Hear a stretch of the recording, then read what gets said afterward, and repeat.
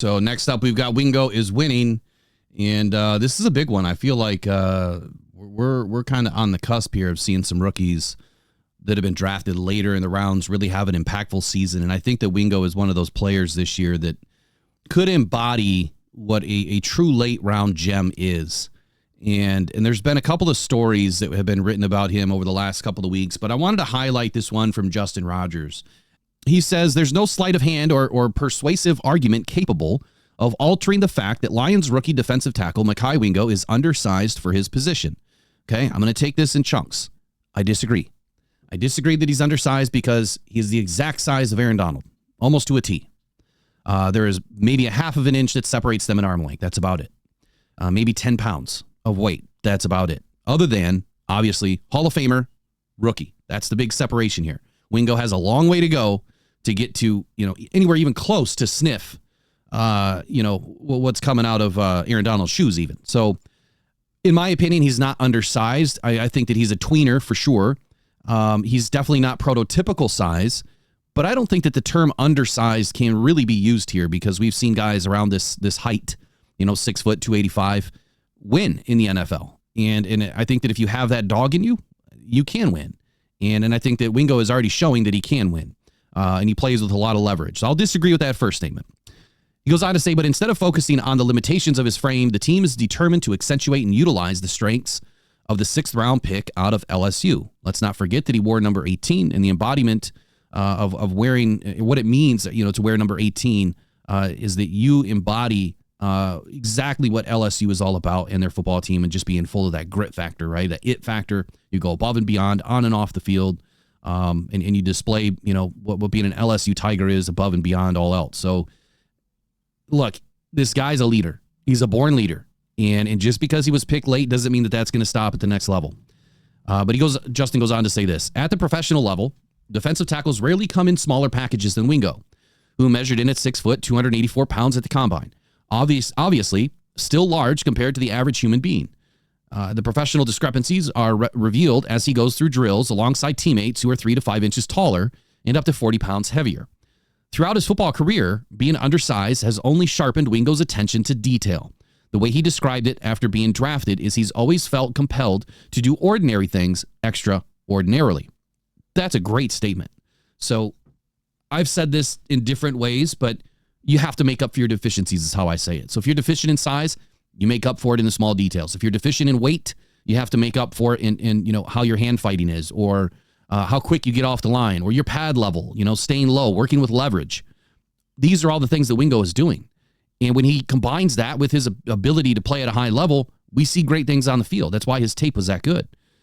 Justin goes on to say that at the combine, he showcased an ability to offset his size concerns with rare athleticism, demonstrated through an elite vertical jump and 40-yard dash results, particularly the 10-yard split, which is also what I look at more closely than a 40.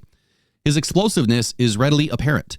That helped him tally 7.5 sacks and 44 quarterback pressures the past 2 seasons at LSU, and has similarly shown up during his first couple of months in practice with the Detroit Lions. Here is a quote by the new Detroit Lions defensive line coach, Terrell Williams. The one thing I'll say is he's an explosive player that understands what his limits are, and he also understands what he can use to his advantage. He's an explosive guy with extremely quick hands. He can rush the passer, and I believe he'll be a good run defender for us. So I'm excited. Where we got him and what he's been able to do so far, I'm super excited about that player. Look, I'm excited too. I think that he's got a lot of untapped potential that is still within him that, it's going to be realized over the next couple of seasons. And this training camp is going to be our first taste of what Wingo and his potential is going to be.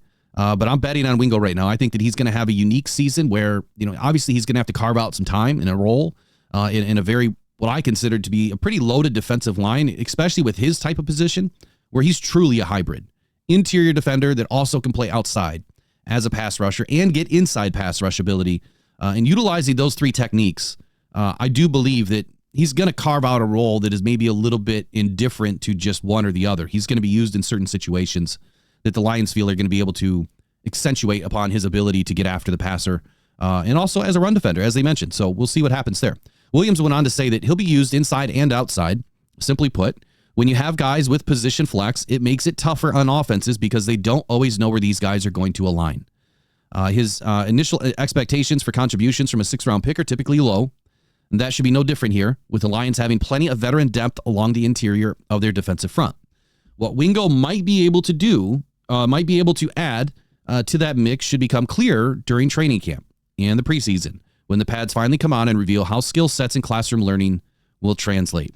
Final quote from Williams is, he's done a good job so far. He's really advanced for a rookie as far as just understanding how to use his hands, his pad level, how to rush, and where to rush. I think when you're a guy his size, you have to play a certain way, and he plays that way. We've been excited for his development so far. Eric, I'll kick it over to you. I know we haven't really seen anything yet out of Wingo, but if you were meeting Wingo for the first time and this is what you read, what would pop off right away? Well, this is my thing. Brad Holmes, this is his 4th draft, correct? Mm-hmm. And he's had some 6th-round picks. The first year we thought his 1st round or 6th-round pick was going to be like an all NFL Super Pro Bowl guy, and that is Rodrigo. And at first it looked like it was going to happen that way, and now we're starting to see that he was basically only playing because we had no one else. And he kind of came back down to earth the last two seasons. And this year will be huge for Rodrigo, but we haven't really seen anybody like just jump off the page with 6th or 7th round picks from the Lions yet. We're hoping that Antoine Green comes on in his 2nd year, and I would just say to try to maybe temper it a little bit. He's a 6th round pick, same with Mahogany. These two kids, they got a lot of hype behind them right now because I think they were such draft steals. I think that they were both predicted to go much, much higher. So I was reading this thing about Wingo the other day where most pundits had him going in the 3rd round, and he didn't go until the 6th. So there really isn't an explanation for why he fell so much, especially since he wore the number 18. He was a captain. He had the stats to back it up. He was hurt and then came back to play in his bowl game. So the fact that he fell so far might be a good thing, because that might give him that chip on the shoulder that he needs, like St. Brown did in the 4th round. We need more of that chip on the shoulder. I'm going to know every guy that went ahead of me. So hopefully Wingo's got himself a little list going there, and he's got a little black book, and he's taking receipts, and he's going to cash them in. That would be very, very nice to see. But I wouldn't doubt it. I wouldn't doubt that he's going to do the same thing here and put all of, those rocks and chips as you collect them over time and they turn into boulders, and you just become, I guess, one track mind mode, right? You got to do one thing, and that's prove everybody else wrong while proving the Detroit Lions organization and yourself right. And I think that that's the right mentality to have. Look, this guy has a dynamic first step. He's got lateral range. He's very slippery when he's rushing the quarterback. And a lot of that comes from his compact size and frame. He's able to get between a tackle and a guard a lot easier because of his frame. It's some people look at this as a negative, right? As a deficiency. You can almost look at it the exact opposite way and say that, well, maybe this is something that can be used as a benefit to him, because, the smaller guys sometimes are a little bit harder to corral, right? I mean, these big, giant offensive tackles and big guards, I mean, sometimes you would think that it would be easier to take on a smaller guy. Well, quite honestly, it's a little bit easier to keep a bigger guy in front of you. They've got the bull rush technique, and they're, a little bit bigger, power, and stronger, right? It's the slippery small guys that you can't get your hands on, and oftentimes you're creating a penalty because you end up holding them, because you're just trying to get pad level, right? You're trying to get leverage. You're trying to get underneath them.